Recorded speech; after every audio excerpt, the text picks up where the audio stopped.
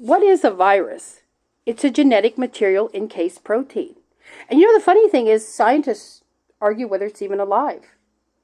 And a virus is the simplest of forms because it can do nothing until it enters a human body, which its sole purpose is to reproduce.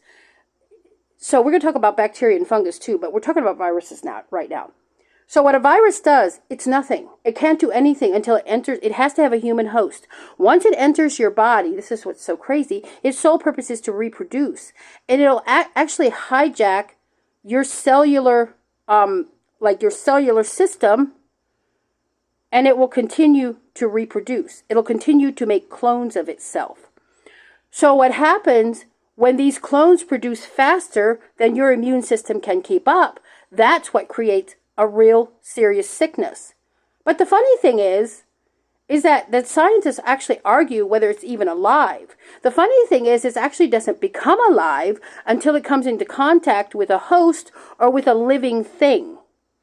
So the argument lies, is a virus alive or isn't it? I would tend to say that it becomes alive. It becomes alive once it enters the host, where its sole purpose is to reproduce and to hijack your cellular system. And the more that it grows, and the more it reproduces, and if you can't get it under control, and if it reproduces rapidly, the faster it reproduces, the sicker you're going to get. Especially if your immunity is low. This is why I talk so much about immunity boosters, your children, immunity boosters. Because when viruses, and because they are the simplest of forms, they also will replicate very quickly. So if your immunity system isn't boosted, and it's very low to start with, the virus will be able to reduce faster than your immunity system can keep up, and you will get sicker and sicker. So why does Posh Mama, it goes much deeper than that, but that's the crux of what a virus is. Now we're also going to do another video because it's been brought to my attention that people don't understand what the difference is between virus, fungus, and bacteria. And once you understand the basic truths of each one of those, it becomes a lot easier to manage your health.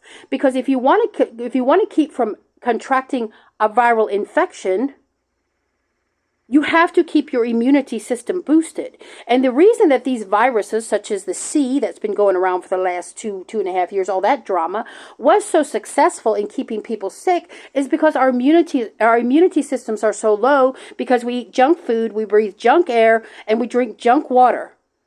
And on top of we're an over-medicated nation. All these things contribute to keeping our immunity systems low, which let the virus take over in our bodies much quicker. I hope that makes sense.